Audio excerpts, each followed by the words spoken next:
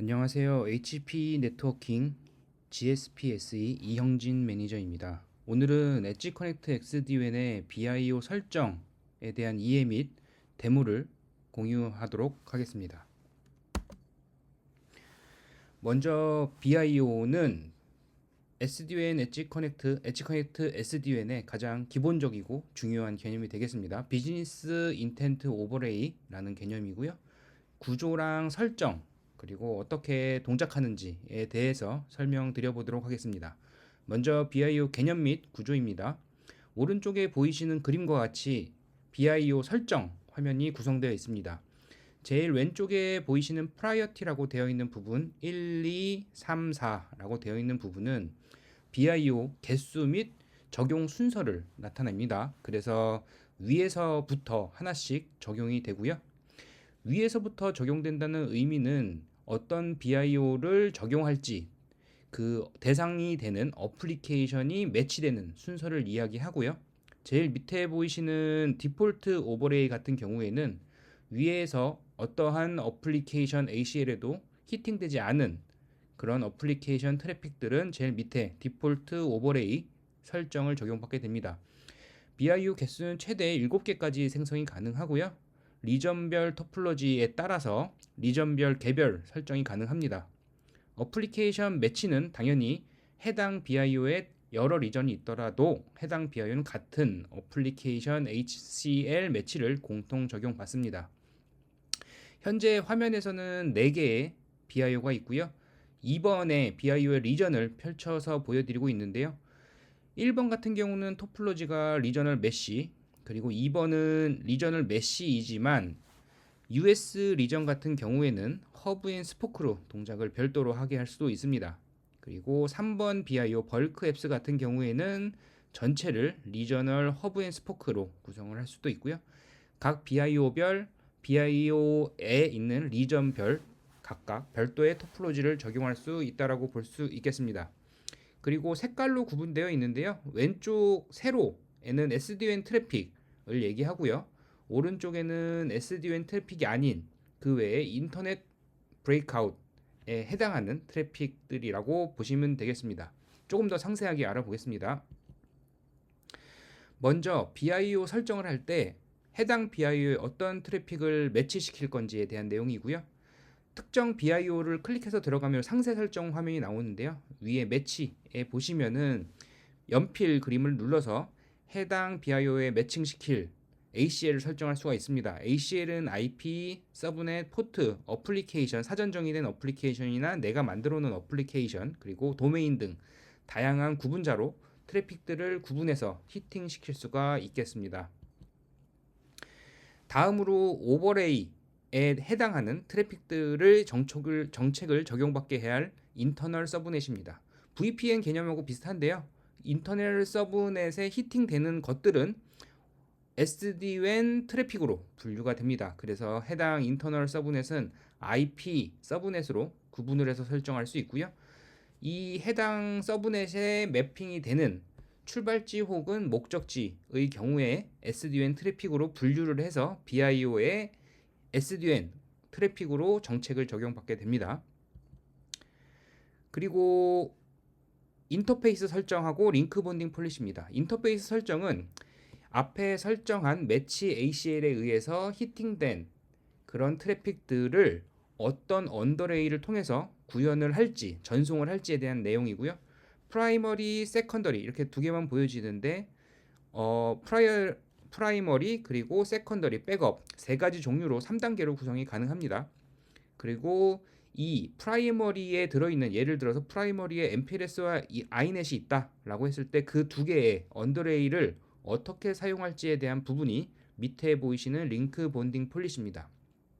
링크 본딩 폴리시는 회선을 두 개를 액티브로 쓸지 액티브 스탠바이로 쓸지 그 두 개 회선의 액티브일 때는 어떤 방식으로 트래픽을 실을지 패킷 단위로 조정이 가능하고요. 그리고 FEC 에러 컬렉션에 대한 부분은 어떻게 적용할지 얼만큼 적용할지 그리고 패킷 오더가 잘못됐을 때 수정해주는 부분들은 어떻게 얼만큼 수정을 할지 말지에 대한 부분들이 해당 링크 본딩 폴리시에서 적용 혹은 설정이 가능한 항목입니다. 다음으로 QoS WAN 옵티마이제이션 부분이고요. SDWAN 오버레이를 탈 경우에 부스트를 사용할지 아니면은 경로가 있을 때 없을 때에는 어떤 경로로 태우게 될 것인지, 그리고 QoS는 트래픽 클래스를 어떤 거로 적용할지, 그리고 DSCP 마킹은 그냥 보낼지 아니면 오버라이드 해서 엎어서 보낼지에 대한 부분도 설정할 수가 있습니다. 정리를 해보면 지금은 하나의 개별 BIO 중에서도 SD-WAN 트래픽에 대한 정책을 설정하는 부분입니다. 그러면은 여기 탭에서 SD-WAN 말고 특정 BIO에서 인터넷 브레이크아웃이 되는 트래픽들, 즉 인터널 서브넷에 해당하지 않는 트래픽들은 어떻게 보낼지에 대한 설정이 인터넷 브레이크아웃 트래픽에 대한 내용입니다. 해당 내용의 설정에 상세하게 보시면은 왼쪽에 프리퍼드 폴리시 오더라는 부분이 있는데요.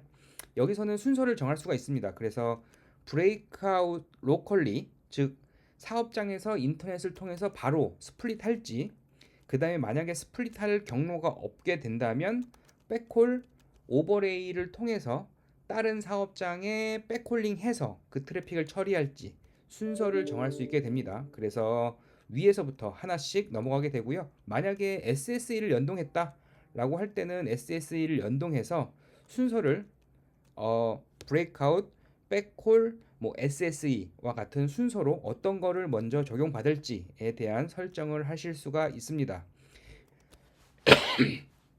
이 폴리시 오더는 밑으로 내려가는 구분자, 트리거는 다음 페이지에 보시는 인터페이스 사용 여부입니다. 해당 프라이머리 인터페이스가 있느냐 없느냐에 따라서 프리퍼드 폴리시 오더가 다음 거를 적용받게 되고요. 그리고 인터넷 브레이크아웃이 될 때는 어느 인터페이스를 사용해서 인터넷을 할지, 만약에 우리가 인터넷이 두 개가 있는 사업장이다 라고 하면은 프라이머리에 아이넷 1과 2를 넣어주게 됩니다. 그러면은 두 개를 잘 사용할 수 있게 되고요. 여기서는 설명을 하진 않겠지만 오른쪽에 링크 셀렉션 부분에 두 개의 회선을 워터폴로 하나씩 쓸지 아니면은 밸런스에서 두 개를 같이 쓸지에 대한 설정도 가능합니다. 앞에서 우리가 BIO의 구조를 설명드렸고요. 그리고 BIO는 인터널 서브넷을 통해서 SD-WAN을 태울 것인지 아니면은 인터넷 로컬 스플릿을 할지 결정이 되고요. 각 BIO는 어떤 어플리케이션을 매치시켜서 해당 BIO에 적용을 받을지 안 받을지, 안 받는다면 다음 프라이어티의 BIO에 설정을 적용받게 되고, 만약에 적용받는 트래픽이 없다라고 하면 디폴트 오버레이를 통해서 디폴트 오버레이는 정책을 적용받아서 통신하게 됩니다. 한 번 더 정리해서 플로우를 살펴보도록 하겠습니다. 먼저 트래픽이 왼쪽에서 들어오고요. 제일 처음에 BIO 트래픽 매치 ACL을 보고 ACL이 매핑되지 않는다라고 하면은 그 다음 BIO ACL을 체크하면서 계속 루프를 돌게 되겠죠. 만약에 해당 BIO에 매치되는 트래픽들이 히팅이 됐다라고 했을 때는 로컬 서비스인지 브레이크아웃 서비스인지 구분을 하게 됩니다. 로컬 서비스일 경우에는 당연히 인터널 서브넷에 있는 트래픽들이 되겠죠. 인터널 서브넷에 있는 트래픽이 맞을 경우에는 데스티네이션 라우팅 테이블을 보고 특정 오버레이, 특정 언더레이를 통해서 보내게 됩니다. 그래서 이렇게 나가게 되고요. 만약에 로컬 브레이크아웃이 아니다. SD-WAN을 타지 않고 로컬 브레이크아웃을 타는, 즉 인터널 서브넷에 정의하지 않은 대역일 경우에는 샌드 플로우 패스스루라고 해서 인터넷 브레이크아웃 트래픽의 정책을 적용받게 되는 이러한 순서입니다. 만약에 SD-WAN을 트래픽을 타는 서브넷이고 데스티네이션이 있는데 라우팅 테이블에 해당하는 넥스트 피어가 없다라고 할 때는 피어 unavailable이라는 정책을 적용받게 됩니다. 이런 과정들을 거치면서 BIO의 설정, 그리고 설정들이 어떻게 적용받고 어떤 동작으로 순차적으로 진행이 되는지에 대해서 살펴봤습니다.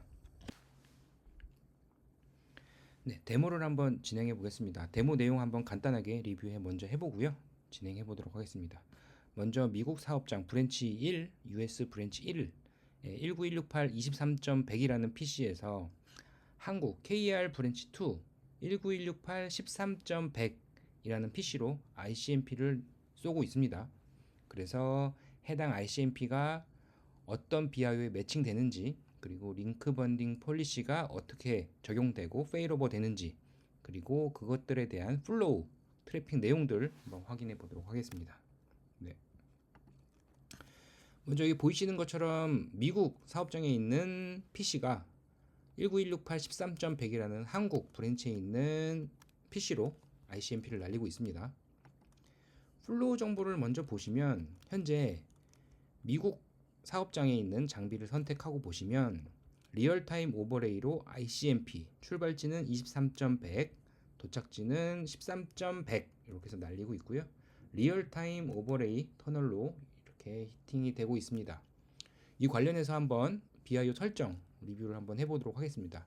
지금 리얼타임 BIO에 ICMP가 히팅이 되고 있는데요. 제가 미리 설정해 놓은 내용을 보시면 ICMP를 우리가 어플리케이션 매치를 ACL을 적용시켜 놨고요. 그렇기 때문에 지금 리얼타임 BIO를 정책을 적용받고 있습니다. 리얼타임 오버레이는 MPLS, inet 두 개를 다 사용하고 있고요. 두 개를 어떻게 사용할 거냐? 그럼 하이 퀄리티라고 해서 한 개의 언더레이로 메인 트래픽을 보내고 20%까지의 트래픽을 복제해서 페리티를 복제를 해서 같이 전송을 하고 있습니다. 그래서 만약에 둘 중에 메인으로 데이터가 보내고 있는 회선이 언더레이가 죽게 되면 나머지 하나로 페일오버가 되고요. 여기 보시면 페일오버 타임이 한 1초 정도로 보여지고 있습니다. 네, 이렇게 설정이 되어 있고요.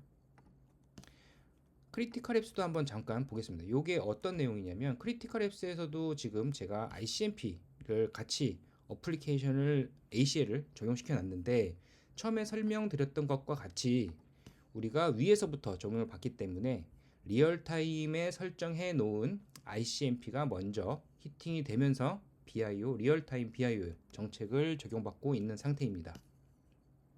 그래서 여기 리얼타임 플로우를 보실 수가 있고요. 여기 보시면은 오버레이에 보시면 리얼타임에 대한 라이브 뷰인데요. 지금 리얼타임의 뷰에 대해서 355K 정도 트래픽이 나가고 있고 제일 위에 있는 거는 오버레이입니다. 그리고 이 오버레이가 구성된 언더레이 두 개, iNet을 통한 언더레이, MPLS를 통한 언더레이 이렇게 구성이 되어 있고요. iNet은 355K 정도 똑같이 나가고 있습니다. 밑에 있는 MPLS는 이제 5분의 1 정도를 복제해서 보내는 트래픽이 되겠죠. 네. 이렇게 해서 트래픽이 나가고 있고요. 제가 BIO를 한번 변경을 해보겠습니다. 만약에 리얼타임 BIO 오버레이에서 ICMP 어플리케이션을 뺀다면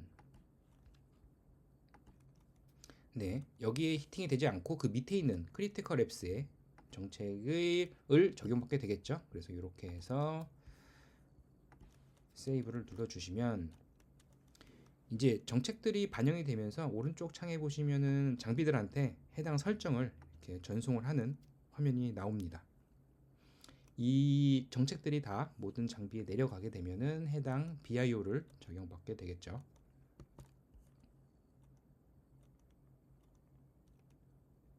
네, 이렇게 장비별로 프로그레스가 나오게 됩니다. 우리는 여기서 어떤 걸 볼 예정이냐면 현재 플로우 정보에서 오버레이가 리얼타임에서 크리티컬 앱스로 바뀌는 이런 현상을 보는 것이 목적이겠고요. 다만 여기서 정책이 다 반영이 된 이후에는 우리가 해당 정책의 신규 세션부터 해당 정책을 적용받기 때문에 우리가 신규 세션이 아닐 때에는 리크래시 파일을 통해서 해당 정책을 적용받게끔 하실 수도 있습니다. 그래서 제가 리크래시 파일을 하니 오버레이가 크리티컬 앱스로 변경이 됐죠. 그거는 제일 위에 리얼타임 BIO를 적용받지 않고 그 밑에 있었던 크리티컬 앱스의 BIO 정책을 적용받는다고 보실 수 있겠습니다. 네, 여기 터널 트래픽에 대해서도 저희가 기존에는 리얼타임에서 저희가 라이브 뷰를 봤는데 크리티컬 쪽에서 한번 트래픽 정보를 살펴보도록 하겠습니다.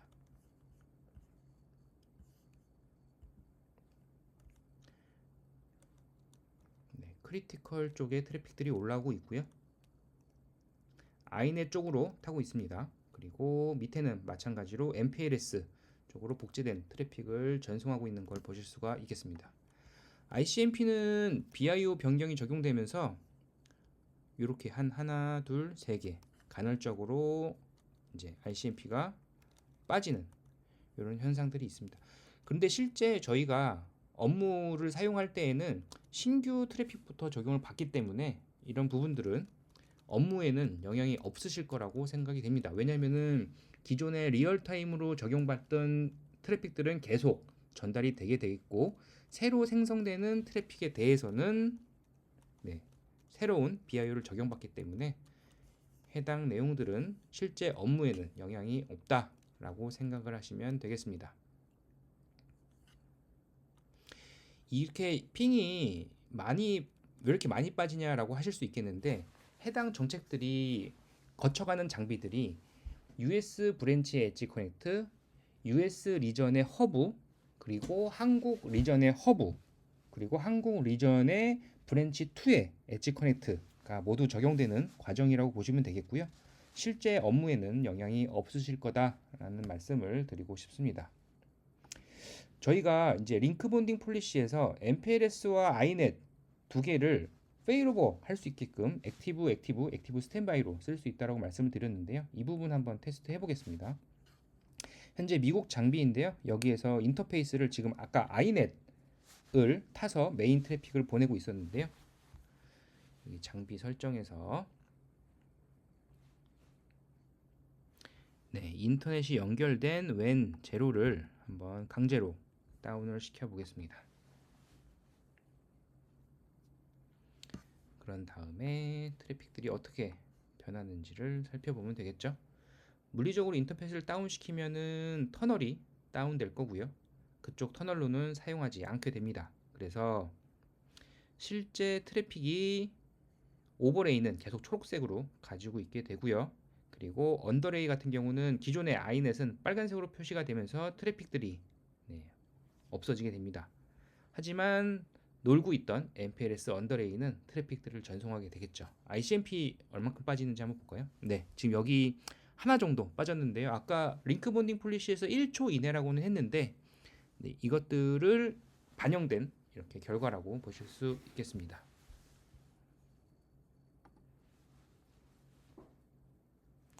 이렇게 심리스한 페일오버를 제공을 합니다. 실제 사용하는 고객의 피드백을 받아보면 한 개의 회선이 끊겨도 사용자는 전혀 체감을 할 수 없다라는 이런 피드백을 많이 받고 있습니다. 여기까지 오늘 데모 보여드린 내용 정리할 수 있겠습니다. 이상입니다.